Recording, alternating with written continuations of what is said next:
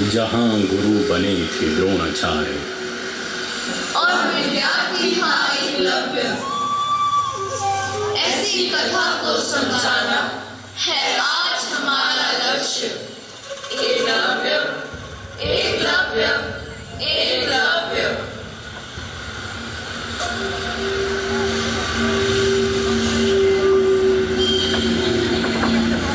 एकलव्य, क्या सोच रहे हो बेटे? माते, आशीर्वाद दो माते। आज मेरी कठिन परीक्षा की घड़ी है। आज ही तो दीक्षा का दिन है। इसीलिए तो तेरी आरती उतारने आई हूँ एकलव्य। मेरी समस्त मंगल कामनाएं और आशीर्वाद तेरे साथ है मेरे लाल। तुम खड़े खड़े सोच क्या रहे हो?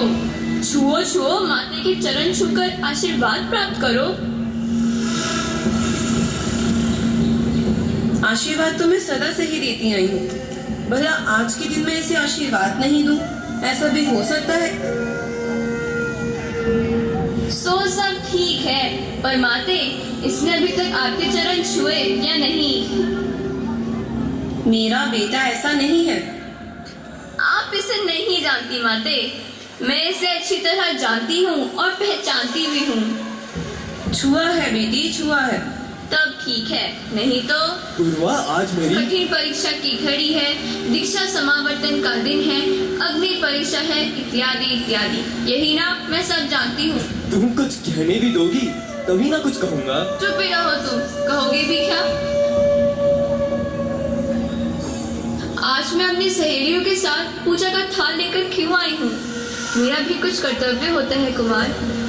आज सिर्फ तेरी परीक्षा नहीं है, परीक्षा हम सबों की है। परीक्षा समस्त भीड़ जाति की है। हम सब तेरी आरती उतारने आए हैं कुमार।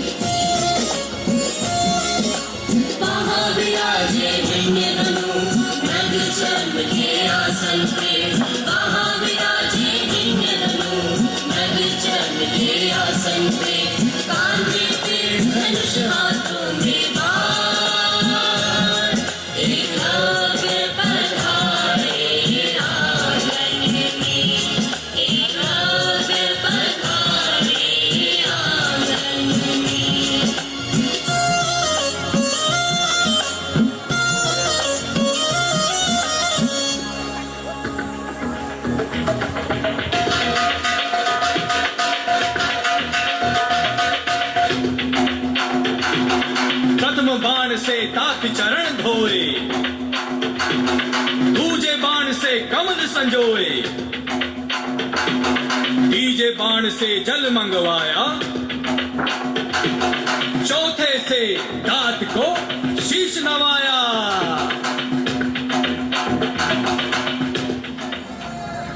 तात, मेरी धनुर्विद्या की शिक्षा आज पूरी हो गई है। शिष्य आपके समक्ष परीक्षा देने के लिए प्रस्तुत है। तात, यदि आपकी इच्छा हो तो अपने बाणों से वन में आग लगा दूं और इन्हीं बाणों से पुनः शीतल जल की वृष्टि कर उसे हरा भरा कर दूं। दिशा निर्देश करें। आप जैसा कुछ कहेंगे जीवन का साध्य वही बनेगा। साधु साधु वत्स, तेरी अमोघ क्षमता मुझे ज्ञात है। तेरे जैसे पुत्र को पाकर मैं धन्य हो गया हूँ बेटा।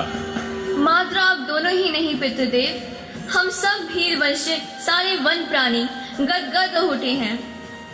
हाँ बेटी, वे समस्त प्राणियों के हो जाते हैं। वो भी कुमार जैसा धनुर्धर। किंतु क्या पितृदेव? एक बात सोचकर घबरा जाता हूँ। हृदय की धड़कन तीव्र हो जाती है। वह क्या पितृदेव?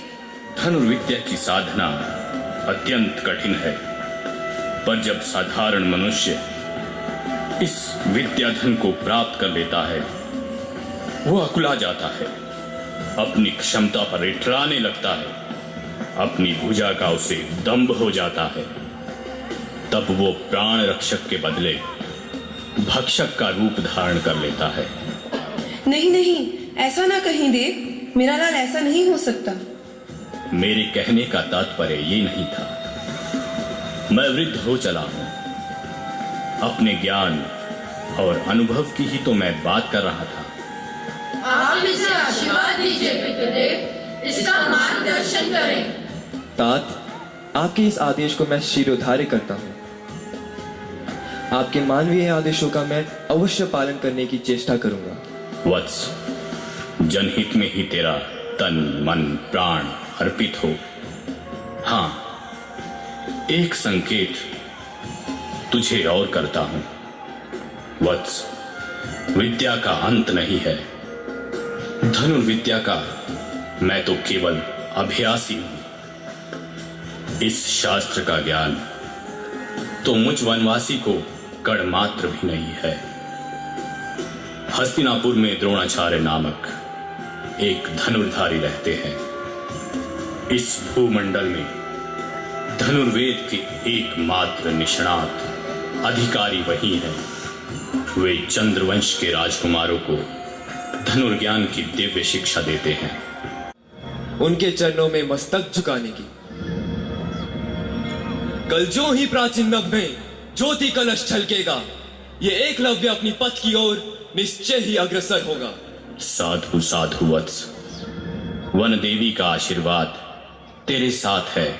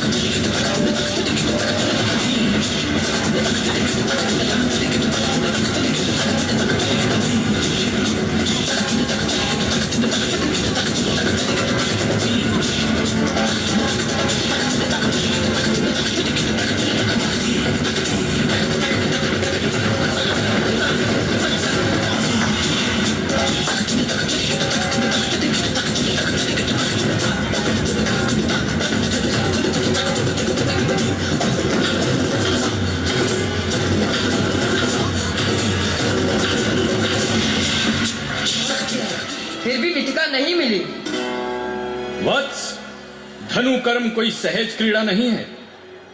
जो तप पूत नर होते हैं, धनुर्वेद उनके ही वश की बात होती है। जानते हो राजकुमारों, मंत्र शक्ति के बिना बाण मात्र एक लोहखंड के अतिरिक्त कुछ भी नहीं है। उस पर धनुर्धर का कोई नियंत्रण नहीं रह जाता।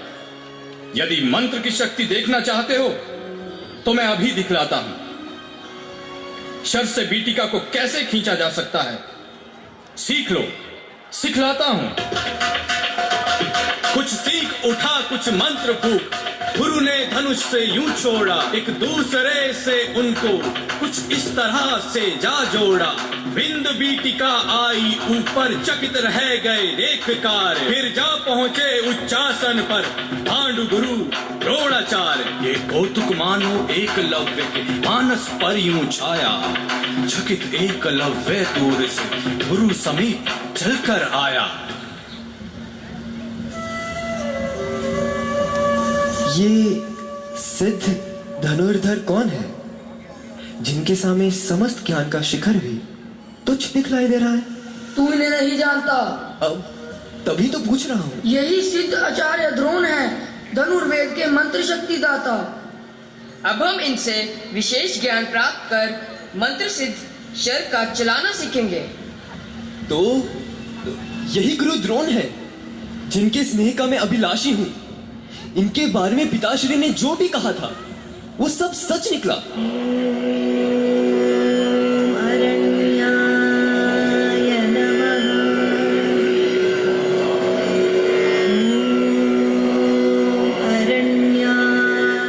मात्र मृग चरम पहनकर मेरे आश्रम में आए।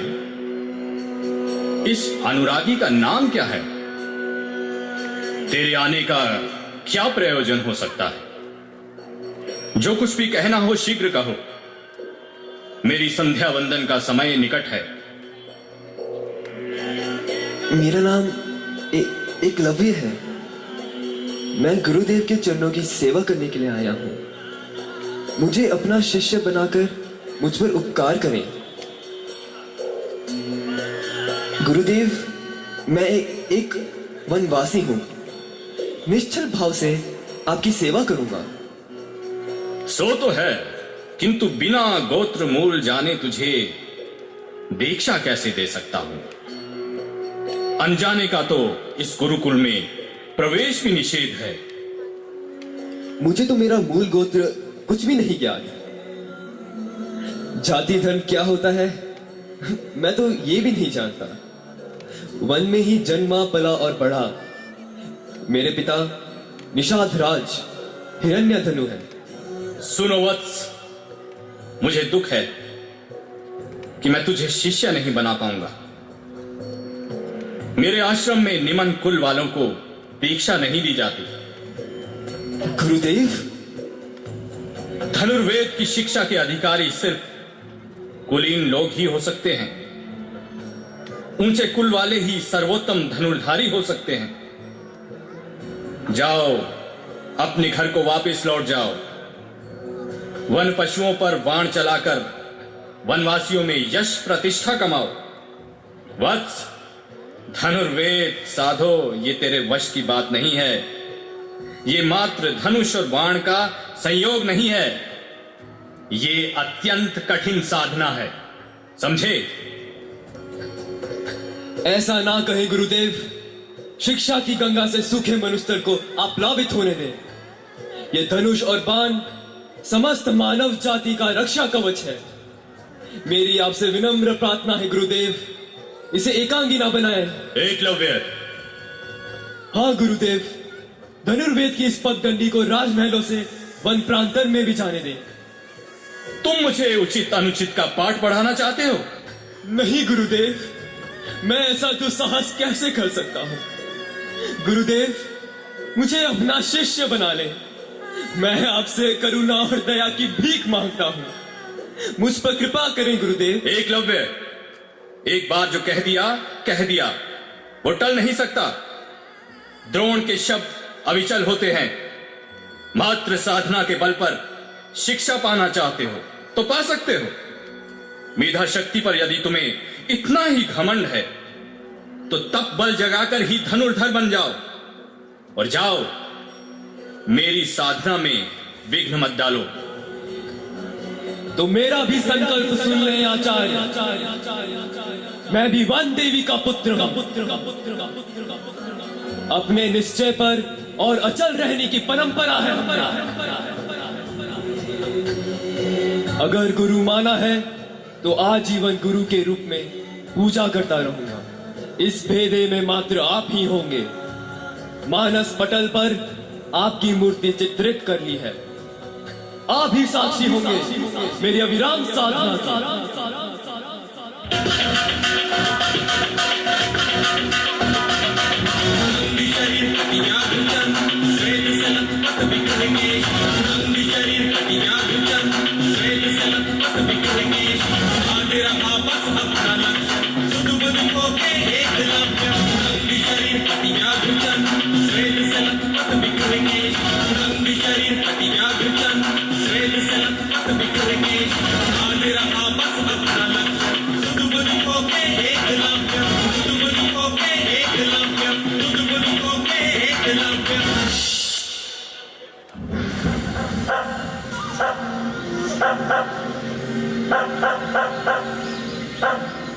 मेरी साधना को भंग करने की योजना लग रही है।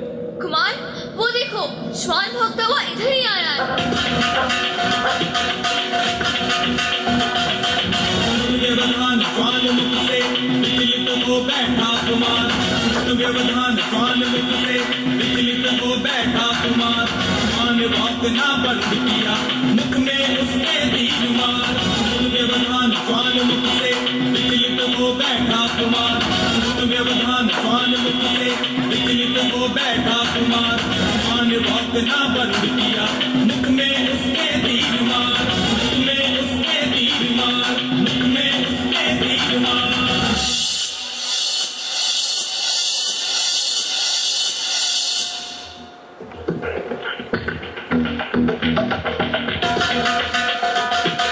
श्वान मुख से तीर निकाल, भौचक्के के रह गए पार्थ। सब भूल गए धनुर्विद्या, समक्ष दिखा जब ये यथार्थ।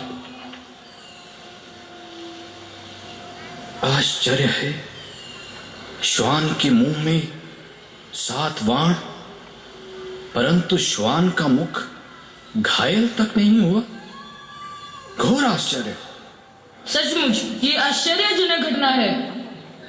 मैं जानना चाहता हूं वो कौन से गुरु हैं जिनको ऐसा शिष्य मिला।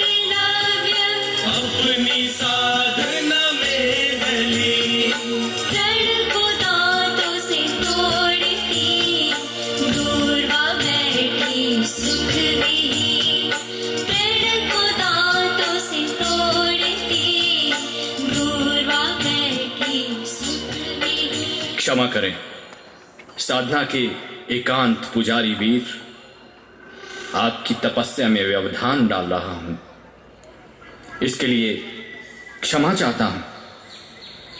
धनुष और बाण से मेरा भी अटूट नाता है। यूं ही आखेट करने हस्तिनापुर से यहां आ गया था। हस्तिनापुर? हां, हस्तिनापुर से आया हूं, परंतु धृष्टता कर रहा हूं आपका परिचय जानने की। आपका शुभ नाम क्या है? ऐसी दिव्य साधना आपने कहां से पाई है? अपना परिचय क्या दूं? इस वनवासी को लोग एकलव्य कहते हैं। धनुर्विद्या की प्रथम शिक्षा मैंने अपने पिता हिरण्यधनु से पाई है।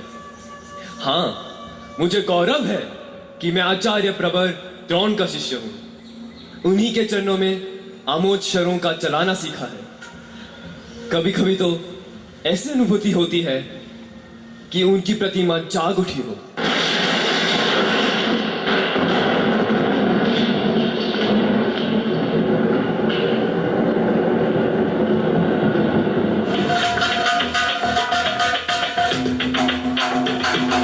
रंगभूमि में द्रोणाचार्य उच्चासन पे विराजमान, ले प्रवेश अर्जुन वहां खड़े हो गए सावधान। वत्स, किस विपत्ति की काली कुहेलिका ने तुझे घेर लिया है? कुछ भी नहीं गुरुदेव। नहीं, मुझसे छुपाओ मत। आचार्य, मैं निरर्थक प्रलाप करने का अभ्यासी नहीं। मेरी काया आपके चरणों में समर्पित है। किंतु ये कैसा व्यापार आप कर रहे हैं? आपने वन में जाकर उसे स्नेह दिया है, तभी तो उस भील ने धनुर्वेद की संपूर्ण शिक्षा पा ली है। किंतु वत्स, मैं जानता हूं कि आपकी बस काया यहां है, प्राण तो उस कानन में बसते हैं। ऐसा नहीं हो सकता वत्स। ऐसा क्यों नहीं हो सकता गुरुदेव? ऐसा ही हुआ है। अपना हाथ मेरे माथे पर रखते रहे, किंतु हृदय उस वीर को दे दिया। वत्स ठहरो। हां, यहां एक वनवासी युवक कभी आया था, मुझसे धनुर्विद्या सीखने की याचना भी की थी। उसके नेत्रों में संकल्प साधना के द्वीप जल रहे थे। मेरे निष्ठुर वचन ने उसे उदास कर दिया। जब वो उदास मन से लौटने लगा तो ऐसा लगा क्षण भर के लिए वसुंधरा भी डोल गई हो। तभी से मैं पश्चाताप की अग्नि में जल रहा हूं वत्स। गुरुदेव, मुझे मत कहो गुरुदेव, मैंने गुरु गरिमा को कलंकित किया है। क्षमा करें गुरुदेव। इस दुविधा को हृदय से दूर करने का बस एकमात्र ही उपाय रह गया है कि शरचाप को आज गुरु के चरणों में समर्पित कर दूं। ठहरो पार्थ, यदि तुम्हें मैंने श्रेष्ठ धनुधर कहा है तो श्रेष्ठ धनुधर तुम ही बनोगे। आज तक मेरे वचन मिथ्या नहीं हुए।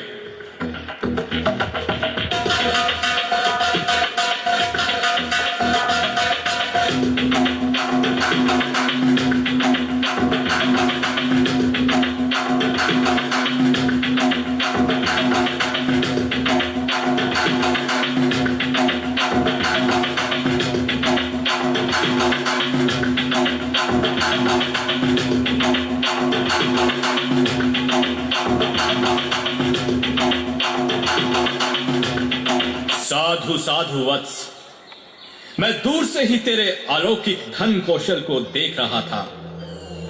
घोर आश्चर्य है वत्स।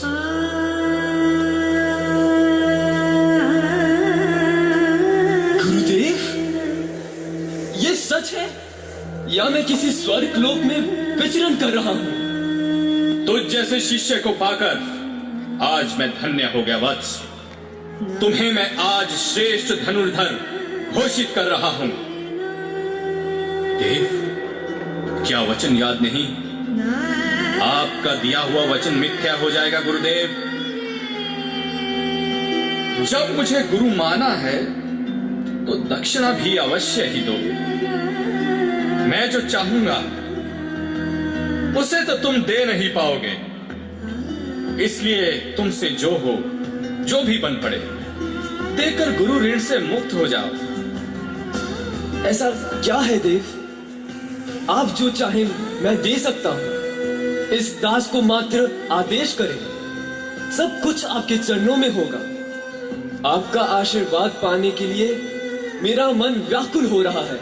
ठीक है, यदि तुम मनचाही दक्षिणा देना चाहते हो और इस त्रिभुवन में उज्जवल अक्षय यश प्राप्त करना चाहते हो तो सुनो, मुझे तेरे दाहिने हाथ का अंगूठा दक्षिणा में चाहिए।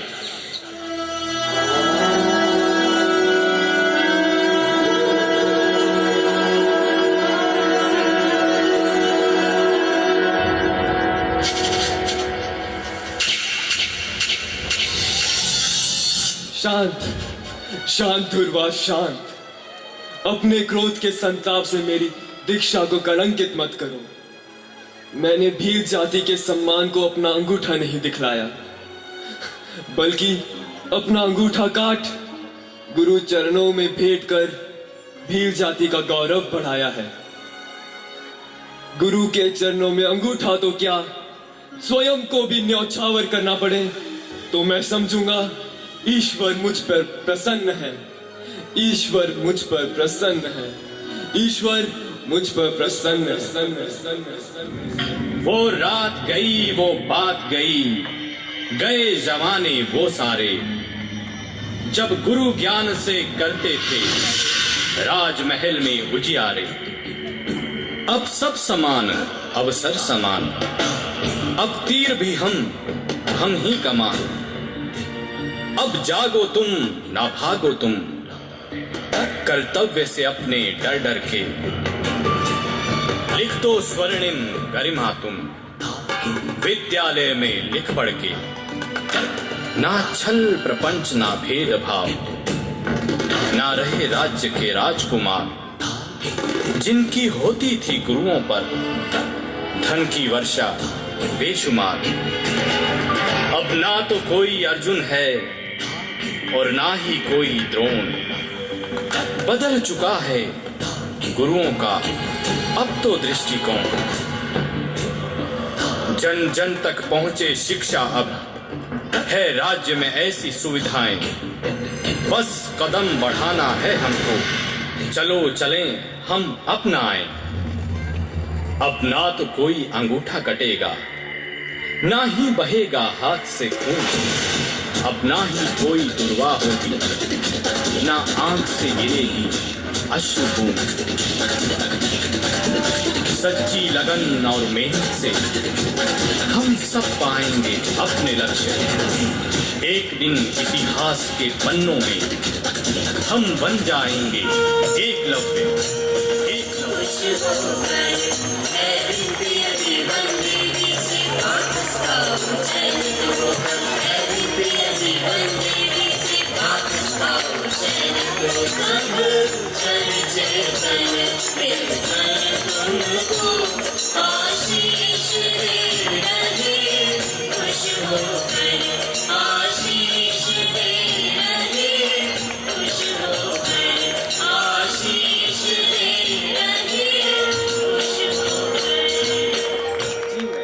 And if you're prepared to sacrifice through commitment, then the sky is the limit.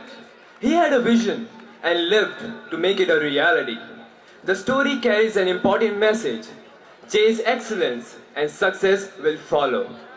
We are fortunate to have been born in today's time, where caste and gender are not the criteria for learning and education. The theme of our theatre production is that the education is the base of knowledge.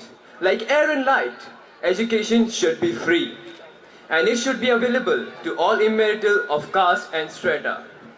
The story of Eklavya endorses the fact that if you are determined, even without being born into a previous class, you can still be the best in your chosen field. Knowledge sometimes comes at a high price, but the knowledge gained is still worth the price. Thank you everyone. Halla bol!